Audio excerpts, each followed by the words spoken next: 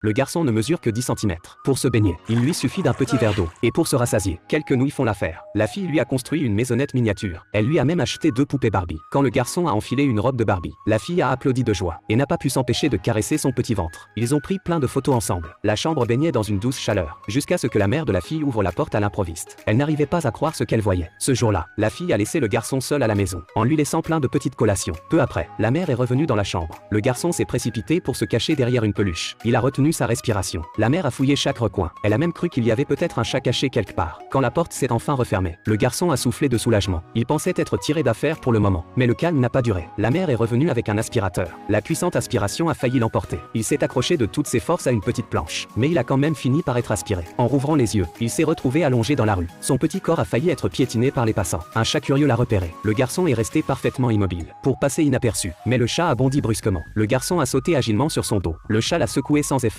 Il est tombé du pont et a plongé dans la rivière au courant violent. Il a failli percuter le pilier du pont, mais il en est sorti miraculeusement et s'est retrouvé de nouveau dans la rue. À ce moment-là, un scooter électrique est passé. Le garçon en a profité pour grimper dessus, espérant qu'il le ramènerait à la maison. Pendant ce temps, la fille le cherchait désespérément dans les rues. Le garçon l'a vu courir dans sa direction, mais elle est passée juste à côté de lui, sans remarquer sa présence. Le garçon a crié de toutes ses forces et a enfin réussi à attirer son attention. La fille s'est accroupie et a tendu la main. Le garçon est monté dans sa paume. En le voyant couvert de poussière, la fille s'est sentie envahie par la culpabilité et l'inquiétude, et elle l'a ramené à la maison. Tard dans la nuit, il la regardait dormir, mais ne pouvait pas la prendre dans ses bras. La solitude l'a submergée. Quand la fille s'est réveillée, il a fait semblant que tout allait bien. Elle lui a tendu son téléphone, pour qu'il se sente moins seul. Alors qu'il partageait ce moment, le petit frère a débarqué en courant. Une balle de jouet a frôlé le garçon. Il a reculé sous le choc, et est tombé sur la table. La fille craignait pour sa sécurité. Alors elle a décidé de l'emmener partout avec elle. Il voyageait debout dans sa poche, et se sentait en sécurité.